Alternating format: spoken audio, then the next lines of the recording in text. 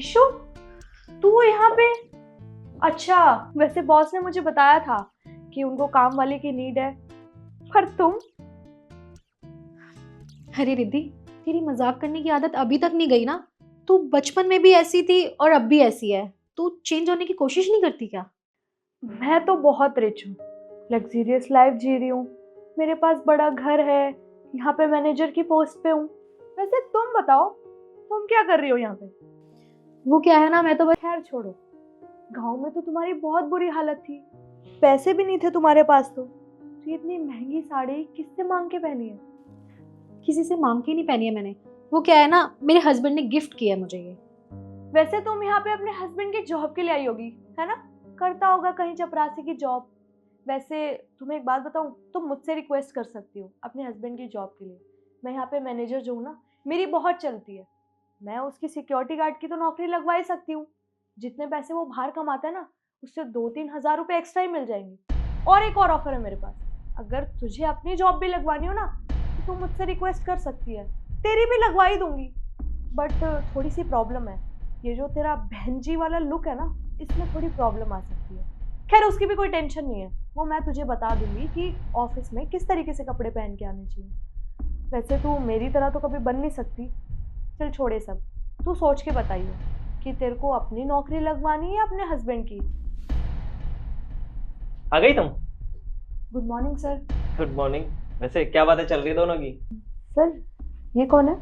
अच्छा, ये मेरी वाइफ है। मैंने कल बताया था कि मेरी वाइफ आएगी आज। वैसे क्या बातें कर रहे थे वो तो बताओ। वो सर, मैं तो मैम को ऑफिस दिखा रही थी, कितना अच्छा ऑफिस है हमारा, काफी अच्छी दोस्त है मेरी पुरानी। अच्छा, ये तुम्हारी दोस्त है? हाँ, ये मेरी काफी अच्छी दोस्त है। चलो, ये तो काफी अच्छी बात है कि तुम दोनों पहले से एक दूसरे को जानते हो और काफी अच्छे दोस्त भी हो। पर फिलहाल ये बातें बंद करनी पड़ेगी क्योंकि हम लेट हो रहे हैं। प्रॉपर्टी देखने चलना है ना, चले? तुम एक काम करो ना सुमित, तुम जाओ, मैं 5 मिनट में आती हूँ। ठीक है, तुम दोनों बातें करो, मैं बाहर वेट करता हूँ। मैम प्लीज आप मुझे माफ कर दीजिए, आप सर को कुछ मत बताना, नहीं तो सर मुझे नौकरी से निकाल देंगे। कोई बात नहीं, तुम खड़ी हो जाओ, तुम टेंशन मत लो।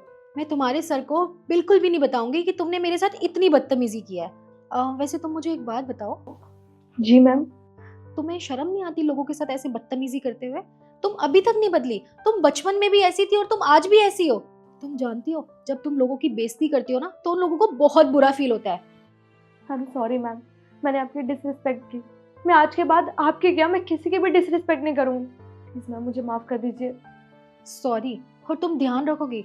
अरे मैं बहुत अच्छे से जानती हूँ, एक तो तुम इतने लोगों की बेइज्जती करती हो, उन्हें इतना बुरा फील कराती हो, और तुम्हें अभी कुछ अफसोस नहीं हो रहा क्योंकि तुम्हें ये पता चल गया ना कि मैं तुम्हारे बॉस की बीवी हूँ, इसलिए तुम मुझसे माफी मांग रही हो। वरना गिल्ट गिल्ट तो तुम्हारी डिक्शनरी में ही नहीं है। और मुझे एक बात बताओ, तुम मुझे क्या कह रही थी कि तुम बहुत अमीर हो, तुम्हारे पास बहुत पैसा है? तुम्हारी असलियत ना मैं जानती हूँ। तुम पता है कौन हो? तुम ना जीरो हो, और तुम ये जीरो तब तक रहोगी जब तक तुम लोगों की रिस्पेक्ट करना नहीं सीखोगी। अरे लोगों की रिस्पेक्ट करना सीखो तुम। और क्या कह रही थी तुम? ये साड़ी, क्या बुराई है इस साड़ी में? मैं मानती हूँ कि वेस्टर्न कल्चर को अपनाना बहुत अच्छी बात है, लेकिन तुम अपनी ही संस्कृति की बेइज्जती कर रही हो। तुम जानती हो, मुझे बहुत बुरा लगा ये सुन के कि तुम आगे तो इतनी बढ़ गई हो लेकिन अपनी संस्कृति को ही भूल गई हो। अरे तुम जानती हो, फॉरेन कंट्रीज के लोग भी ना साड़ी को पहनते हैं, और तुम यहाँ की होके अपने ही देश की बेइज्जती कर रही हो। मैंने तुमसे ये एक्सेप्ट नहीं किया था। पर खैर छोड़ो, तुम कहाँ ही समझ पाओगी ये सब चीजें। हाँ मैम, मुझे सब कुछ समझ आ गया, आई एम सॉरी, मैं आगे से ध्यान रखूंगी। और अब तो मुझे मैम मत बोलो, मैं तुम्हारी दोस्त ही हूँ। मैं चलती हूँ।